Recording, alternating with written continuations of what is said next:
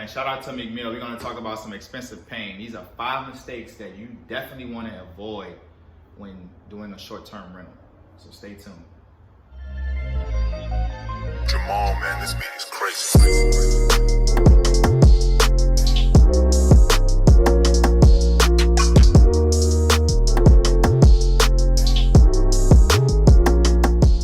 What's up, my people? I'm Blake. Welcome to my channel. I appreciate everyone who subscribed at this point. If you watch this video and you haven't, make sure you show some love on that. I'm trying to really run this channel up. It's been almost 2 years now, so really happy, but definitely to be more consistent and give more to y'all so that way y'all can blow up y'all's business and get your mind right, because mindset is 80% of what we're doing. The rest is just putting in that work. So here's the first thing. So if you're running an Airbnb, short-term rental, VRBO, whatever type of business for that sector, these are mistakes that I've made that I wish I didn't make. It's cost me some money and I want y'all to avoid these. So the first one is not setting the right price, right? So if you're the best, no one expects you to be the cheapest. If you're the cheapest, no one expects you to be the best. So they give you like these special offers to get you bookings and put you on the first page. So that way people will see your listing and stuff like that. But that's not all, that's cool and all, but it can cost you more money because if someone messes up your property, you can't rent it out until those problems are fixed. Then they may mess up your property and leave you a bad review. So someone, I said no smoking, they were smoking me on the balcony because I wasn't trying to attract that crowd to the neighborhood. They ended up leaving me a 1-star review.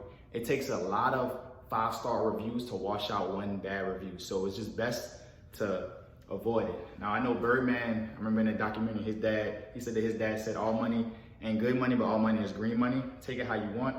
But to me, that money ain't worth you getting a 1-star review, because now that hurts you for becoming a super host. It's gonna be more effort on the back end.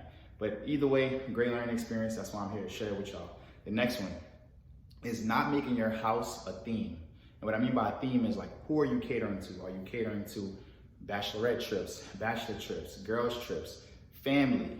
Are you catering to someone to come host events there? Like, what is your theme? And I was just trying to serve everybody. And being in marketing, I knew better, so immediately I had to readjust that. And so now my Airbnb is family themed. It's out in the suburbs, so it's family themed now, because most families are gonna go out to the suburbs.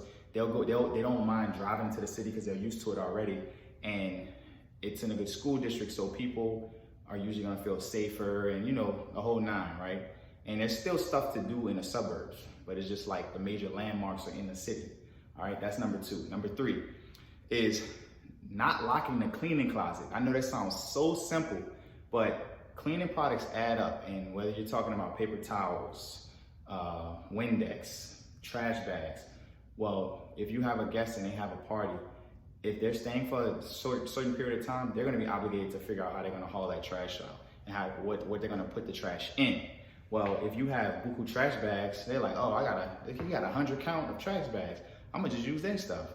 And they just overuse, and they may even take, because they know that, hey, I can use some paper towels at my crib. I'm gonna just bring, he got 20 rolls in there, he's not gonna realize one is missing. So, but over time, that stuff adds up. So please, please, please lock your cleaning closet. Never leave that open and access to your guests. It's only for the cleaning lady's use only. And make sure the cleaning lady knows to put ample products out, that way they won't use it. But if they overuse stuff, then they'll have to go buy it. Like, that's just not your responsibility. That's not in the listing, a description, or none of that, right?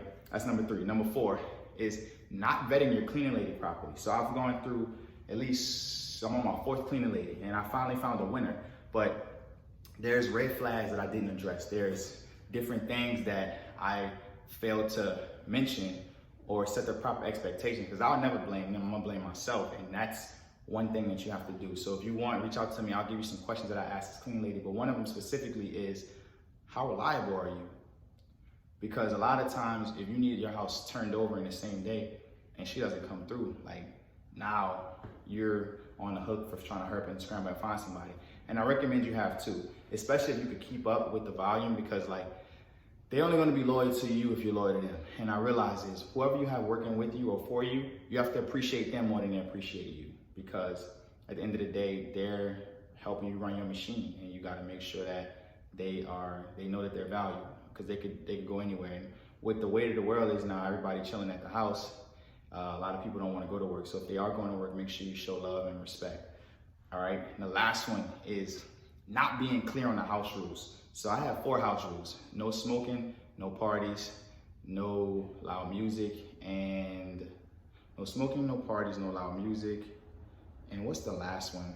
Well, it's 4, it'll come to me. But those are my house rules, right? And no pets, that's the last one, no pets. So that should attract a certain type of person, just having those house rules. But people lie. And one thing about me not being clear on them was the no smoking. So when I say no smoking, people are like, oh, it's cool.